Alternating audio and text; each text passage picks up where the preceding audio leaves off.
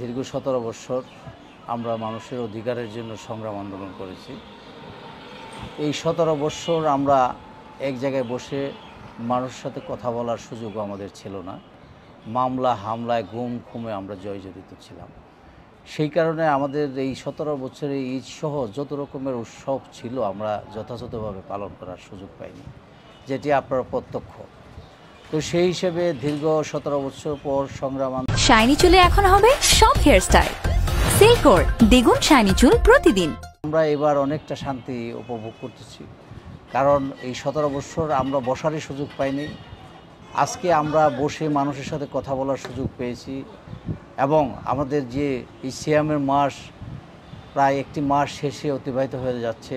আমরা এই একটি মাস আল্লাহ চাহে তো আপনাদের সকলের দোয়া আমরা সুন্দর এবং সুস্থভাবে আমরা এই রমজান রমজান পালন করার সুযোগ পেয়েছি।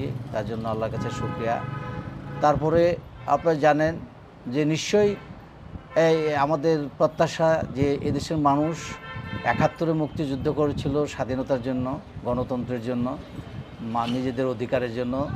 আমরা সেই অধিকার থেকে বারবার পথভ্রষ্ট হয়েছি, কিন্তু আমাদের নেত্রী দেশনেত্রী বেগম খালেদা জিয়া, যিনি সংগ্রাম করে এদেশের মানুষের গণতন্ত্রের জন্য সংগ্রাম করেছে, আমাদের প্রয়াত নেতা শহীদ রাষ্ট্রপতি জিয়াউর রহমান তার জীবনের ঝুঁকি নিয়ে এদেশের স্বাধীনতার ঘোষণা দিয়েছেন এবং সর্বোপরি যে ১৭ বৎসর মানুষের অধিকার থেকে বঞ্চিত থাকার কারণে আমাদের বিএনপির ভারপ্রাপ্ত চেয়ারম্যান জনাব তারেক রহমান প্রায় ৩,০০০ মাইল দূরে থেকেও তিনি এই দেশের মানুষকে ঐক্যবদ্ধ রেখে এই দেশের মানুষের অধিকারের জন্য সংগ্রাম আন্দোলন করেছে।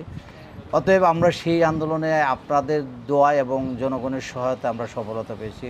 নিঃসন্দেহে এবার আমাদের ঈদ উদযাপন নিঃসন্দেহে ভালো হবে। মানুষকে নিয়ে আমরা ঈদ উপভোগ করতে পারবো, ঈদুল ফিতর উপভোগ করতে পারবো। সেই সুবাদে আমি ধামরাই থানার বিএনপির পক্ষ থেকে সারা জাতি এবং সারা দেশ সহ সারা বিশ্বের সমস্ত মুসলমানকে ঈদের শুভেচ্ছা এবং অভিনন্দন জানাই। সবাইকে ধন্যবাদ।